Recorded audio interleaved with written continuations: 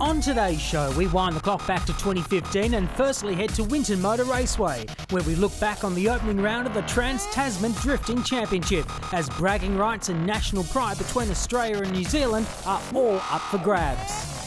Then we head to Mount Panorama Bathurst and look back on the highly entertaining Donut King Improved Production Challenge from the 2015 Bathurst 12 Hour, as more than 50 cars from every state and territory in Australia attempt to conquer the mountain. And later in the show, we wind forward to current day and jump into the virtual world with the final round of the inaugural SRO Esport GT Series from South Africa's legendary Kyalami circuit. This is Speedweek.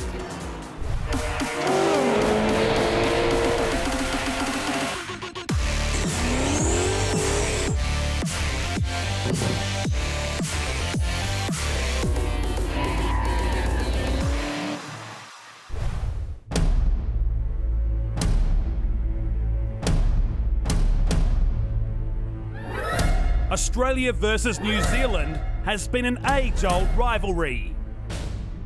A constant battle between skill, endurance, and now horsepower. Not going to let these Kiwi guys come over here and show us what's what. Sydney, Winton, bring it on. We're here. Let's have some fun and have some battles. We go hard, and no matter what happens, we're happy to damage any car to get anywhere. Australia's top 8 drifters will take on the best that New Zealand has to offer.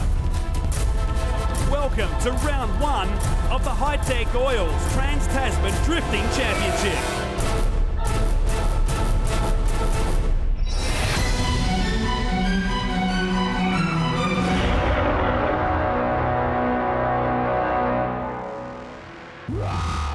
G'day everybody, welcome to Winton Motor Raceway, Country Victoria. We are north of Melbourne by about 3 hours. Chad Nailon alongside Dave Carter for the first round of the Hi-Tech Oils Trans-Tasman Drift Series. Now, Dave, there's been a lot of excitement about this. It's a bit of a spin-off to the All-Stars, but we've got 8 of the best from New Zealand. We're going to put them against 8 of the best in Australia. 2 rounds here, 2 rounds across the ditch. I like what I hear. Yeah, it's a really exciting place to have the first round. I mean, a lot of even the Australian drivers haven't been to Winton in quite some time, in many years. And of course, the Kiwis are coming over, battling not only a new track and some of them backup cars or freshly built cars for this series, but also the Australian conditions. I mean, a heat on track completely changes the way these guys drive, and there might be a bit of a home ground advantage. Let's check out how the teams line up. Bo Yates, who is undoubtedly one of the best here. Don't almost go as far to call him our team captain. Scott Shemry. We've got a couple guys subbing in for broken cars this weekend. Arbolino, Atkins, Edwards, Billick the subs, and Tui and Cameron Motor will be flying the flag for Team Australia. Definitely some big names to watch out for, and a lot of Aussie pride on the line. Looking forward to seeing how Bo Yates get on in that Toyota 86. Over to the Kiwis, the boys from Aotearoa. But not all boys. We do have one female driver in Jodie Verhulst thrown in, but really Darren Kelly is the man to watch. Yeah, the top driver from D1NZ, backed up by Andrew Redwood, Dan Woodhouse, Dave Steedman, Drew Donovan, and rounding it out, Adam Davies, actually twin entering the car of Dave Steedman, the Team DSR Mimico S14. So that car's getting an absolute workout this weekend. And so Winton it is. That's the location for our top 16. The first ever round of our Trans-Tasman series, thanks to Hi-Tech Oils. We're going drifting. Australia versus New Zealand. Anzac Spirit on hold just for a moment. And time to check out some of our top 16 highlights. It's quite simple. We pair them up, Aussie versus Kiwi, the whole way through. Yeah, the ladder was actually decided on the Hi-Tech Drift All-Stars standing of the drivers versus the D1NZ standing. So first battle here, Rob Arbolino subbing in for James Abbott up against Jodie Verhulst. Very quick drive, actually leaving that V8 Supra in the dust and in the chase run again, putting a lot of pressure on Jodie there. So Arbolino moving through to the top 8. This was big. Steedman versus Moat. We would have assumed that with Moat's amazing form that he's in at the moment that he would just walk on through, but Steedman got the nod, and then Moat did enough to say, okay, we're going to have a rerun. It wouldn't be the only rerun. We send him out. Steedman again gets the advantage. Yeah, really dialed driver, Kiwi over here from New Zealand. seems to absolutely lap it up out in front, really kind of throwing Camo a bit off his game there and going for a third rerun. No advantage between the two. Cameron out in front there seems a lot more aggressive on that entry there, but Steedman really nailing the proximity, and that's why the judges awarded him a spot in the top 8. Very cool indeed to have this guy in the country. Fanger Dan, we absolutely love to have the big names. And it's Dan Woodhouse up against Gavin Edwards. And amazingly, Edwards putting the Century's Batteries car back on the boat to New Zealand, so to speak. He's a goner in the first round. Yeah, New Zealander battling in Australia in an Australian car. Unfortunately got knocked out early. Another Aussie trying to defend the title was Glenn Atkins, but this was a really interesting one. 2 V8 powered cars. Andrew Redwood in the FC RX-7, Brad Toohey in the 8.6, and I mean, Redwood's speed is just absolutely phenomenal here. Watch how snappy he is through these transitions back. It's just a really quick car, and he deserved that spot. Darren Kelly, the best from NZ, very close with Ant Billick. Advantage to Kelly on that time through, and a little bit of damage to the rear bar on that car. And it just looks like the Skyline just monsters the smaller Nissan around the track, doesn't it? And getting the win. So Kelly going through to be a part of the top 8. Now, this is the big news item of the day. Adam Davies and Scott Shemry. The first time through, advantage Davies, but there was some big drama around this. Yeah, Davies driving the Mimico S14 of Dave Steiner. You can see here as they go for a switchback, a little bit aggressive going for a spin, and Shemry left with no option. You know, it's either the car or the wall, and being a super nice guy as he is, Shemry picked to drive the car into the wall there rather than hitting and ruling out a New Zealand competitor. Yeah, he saw what was happening in front of him, threw the car off the road to avoid contact. Check out the impact though, nasty stuff.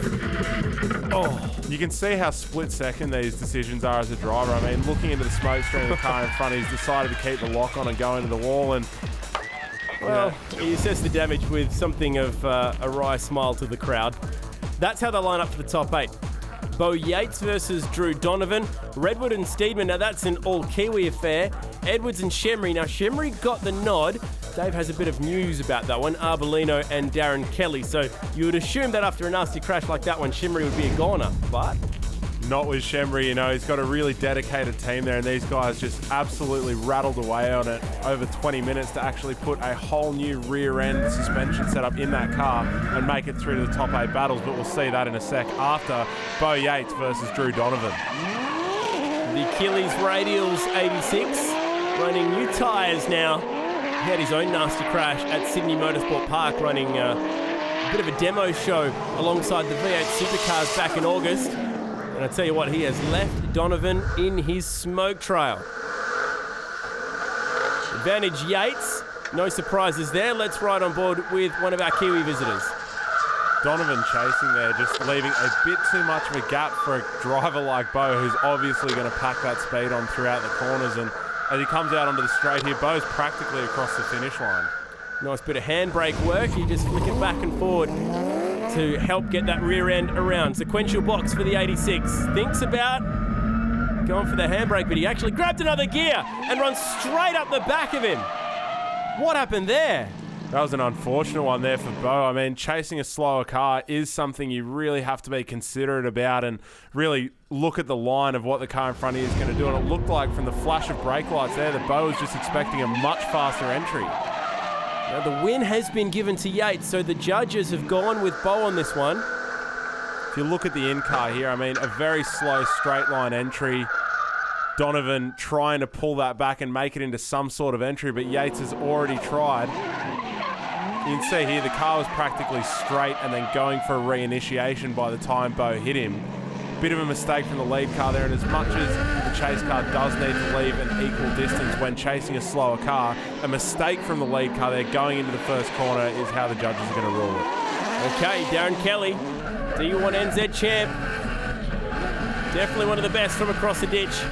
And Arbolino, who's playing the sub role today.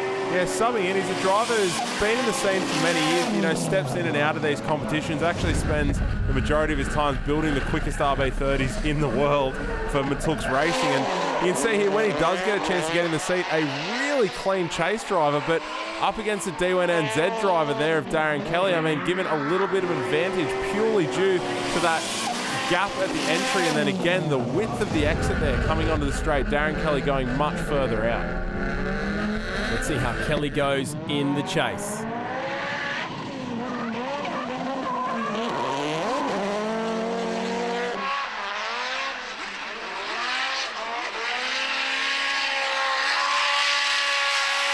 What an aggressive drive out in the lead there from Arbolino. I mean, a lot of clutch and handbrake work early on, but those last two corners were flat, Chad. Replay once again. Backs it in. You can hear the tyres complaining. And it's from this point onwards that you're pretty much committed. One or two slight movements of the handbrake, but really it's about the right foot all the way across. And Arbolino getting the win too, so that's big news. Not bad for a sub, hey, Chad? Yeah, taking out Kelly. Massive news. Okay, Shemry and Edwards, all Aussie affair. Check out Shemry's car. Amazing that they even got this thing fixed. It's missing some panels, but I'll tell you what, he might be driving this through to the Final Four anyway. I mean, not as well presented as we've normally come to expect from the Blaze unit cars, but I don't think anybody cares. Just to see Shemry back out there after such a big hit. And what a mammoth effort from the Blaze unit boys. That car looks like it's been down at a demo derby at the Speedway. He's dusted it off and he sent it on through. Small mistake, that one for Edwards, and it's going to be pretty hard for him to overcome that. Looks almost like a little bit of positive camber on the back wheel there. I mean, this car is by no means 100%, but classic Shemry is not one to be held out of the battle. He wanted to get back out there and see what he could do against these Kiwis. How will he go in the chase? Handling obviously an issue. Before getting to the Kiwis, obviously the barrier there is Gav Edwards, and he is not one to give up a position. Bit of a mistake there from Shemry, balancing out the mistake of Edwards earlier. Was that enough to get Edwards back in the game? Only the judges will be able to answer that one for us. And it will go the way of Shemry. So Shemry does enough to get the win despite this little error right here. Hard call for the judges there, Chad, but I mean, that was a slight extra width of the track, dropping a rear wheel, whereas Gav straightened up, cut over a corner. I mean, obviously the bigger mistake there, but not by much. All Kiwi affair this one, Andrew Redwood and Dave Steedman. Couple names that our Aussie viewers might not know too much about, as Steedman throws it in, chasing down this man. Very fast, that little FCRX7. You can see Steedman actually shallowing it out and not putting on as much angle as he has been in early runs, trying to get that speed through, trying to chase up to Redwood. But by this point in the first corner here, watch how quickly this FCRX7 just switches direction, puts that pedal down, and really just blazes away from the Mimico S14 behind him. Very handy run indeed. And let's see which Kiwi will make the Final Four. We've seen how powerful it is out front. How does it go chasing? One for the Mazda fans. Oh, a little bit of a gap to make up. A little bit wide there, making a similar mistake to Shemry earlier, and this time giving Steedman the advantage there. And I wonder how the judges will score that one. Well, there you go, confirmation that we're going to have a rerun. So despite having the advantage in his hands, Steedman wrestled it back. So Redwood making that small mistake, Steedman sends it to a rerun. No chance for any change of tyres. There are the formidable Blue Sunnies as he plucks second, third, and tips her in. It's interesting to watch the power delivery of these two cars. I mean, an NA V8 in that little nimble FCRX7, followed by a slightly heavier S14 with a 3-litre twin-cam RB in it, making about 400 kilowatt. And even the smoke difference you see there coming out of the corner, I mean, obviously the Mimico S14 struggling a little bit for traction, while this light, nimble NA V8 FCRX7 just really seems to pluck through the corners. And while both of them have their own unique style and their own unique line, there's a clear winner in the road speed advantage there. Now we see a lot of V8s in Japanese cars, but a V8 in a Mazda RX-7 just seems completely bizarre. It's a combination that works though, that's the important thing. Let's see if we can separate these two. Second time by. Oh, good proximity from Redwood, very nice. That could be the difference. The emulation there as well, Chad, was just really exceptional. Redwood switching directions exactly as Steedman did. I mean, watch. They'll both enter here slightly out of alignment there, but watch as they come for this transition here. As Steedman switches back, Redwood just followed him really exactly. Beautiful stuff. And that's why he got the nod from the judges. So after the rerun, it is Andrew Redwood that goes through. And we have just one Kiwi left in the final four. And unfortunately for the Kiwis, he's got to take on the best that we have here in Bo Yates. And how about Scott Shemry? Surely he couldn't keep going. Mammoth effort to end up in the top 4 of the Trans-Tasman Championship, facing the guy who put together his motor earlier this week. I mean, these guys are teammates hanging out together in the pits, but I'm sure they're going to leave it all in the pits and go out and battle coming up next in the top 4. We've had 8 from New Zealand, 8 from Australia, but we've boiled it down to the final 4. 3 Aussies and 1 Kiwi. It's the all-Aussie affair. That's up first. Shemry versus Arbolino. And Shemry, how much further can this poor broken car go? I mean, it's pretty classic to see that the car that did hit the wall earlier on was helped put back together by the guy chasing him now, Rob Arbolino. Built the motor through the week at the Matooks Racing Workshop. Now after contacting the wall out here, all hands on deck, scrambling, putting a new rear end in that car. And seems that Shemry really knows how to steer it, even around the difficulties he's having. He's also had engine dramas this weekend. Before he even pitched the thing into the fence, he's not had a great weekend, but so far it's all working out in this amazing Trans-Tasman Challenge. Somehow, through the broken car, Shemry has the advantage. And he keep it going. Shemry, an absolute king of the lead runs, you know, just not looking in those mirrors and just going for gold. But now that he's behind a guy that he's very familiar with the driving style of, what will he do in the chase? Oh, he makes a mistake is what he does. Big straight and a mistake behind the Matooks Racing S14. Practically handing that to Rob Arbolino. I mean, Shemry got the advantage in the first round through, but now Rob maybe set up for a rerun. Wow. Well, the judges have scored it as an actual win straight away, so he's overcome the advantage and got the win. That's fair enough, Chad. I mean, my oversight was that the mistake made earlier on by Rob was only slight, whereas Shemry failed to initiate, straightened up through the corner, and that's an obvious call for Arbolino. That's enough to see Arbolino go through. So the Super Sub has made the final. Will he race an Australian or a Kiwi?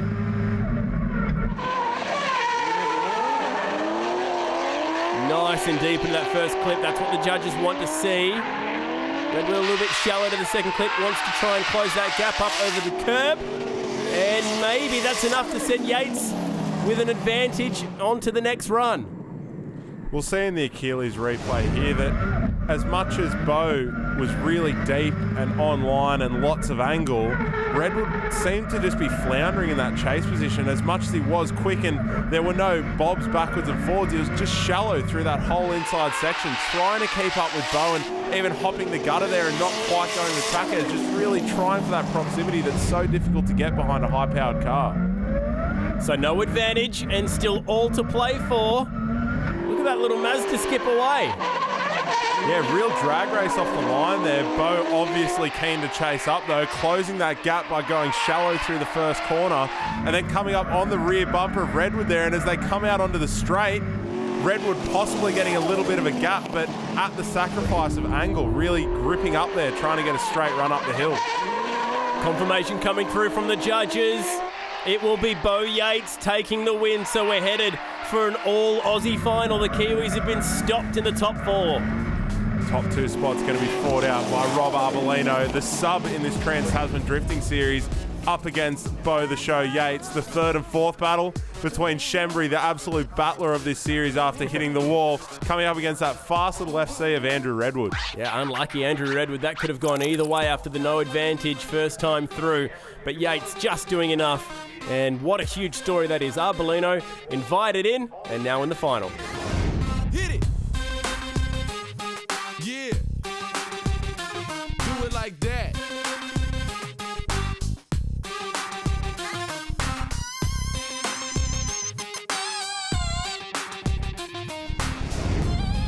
Set for the top 4. Round 1 of the Trans-Tasman battle thanks to High Tech Oils. Here at Winton, we've got 3 trophies to hand out, which means somebody is going to miss out between these two. Scott Shembry up against the sole remaining Kiwi in this Trans-Tasman Drifting Championship, brought to you by High Tech Oils. Andrew Redwood chasing that car of Scott Shembry into turn 1. Shembry nice and aggressive, but Redwood there right on his bumper, diving into that inner door there through the clip. And as they come out onto the straight, that is pretty close, Chad. That was nice. A good lead run with a lot of angle and a lot of style, but advantage Redwood because of just the supreme closeness between the two cars right there in particular. On the switchback here, you can really see how Redwood excels at the emulation. Both cars changing direction at exactly the same time, which is a key judging criteria for the judges. This car making over 400 kilowatts on the dyno before they brought it down here, but unfortunately it's had some issues.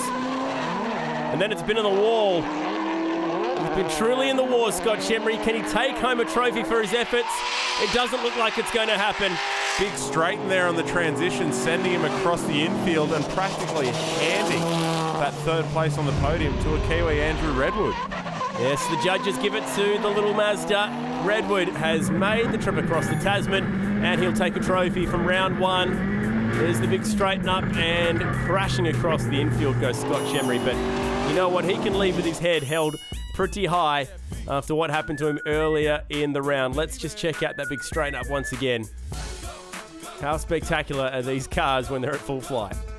Yeah, an unfortunate mistake from Shembry there, straightening up here and then heading to the infield. But you know what? I guess we had to send those Kiwis back across the ditch with something, Chad. Albeit a 3rd place trophy. Let's not get too smug. There's still 3 more rounds to go in this series. Next stop, Sydney Motorsport Park on the South Circuit, and then we head over and we race at tracks like Pukekohe, and that is a difficult place. But we've still got Winton to worry about. Yates versus Arbolino. Can the sub take out the Aussie skipper? Arbolino with a big entry there behind Bo, who's headed a bit wide there and actually dropped on the dirt and allowed Rob to have the overtake. What an upset, Chad. Unbelievable. With one hand out, waving at the judges. Yates with an issue, and Arbolino romps it in. Are you kidding me? Big blaze up the straight, as he has been all weekend. We can see, Bo, what's happened here? On the handbrake a little bit.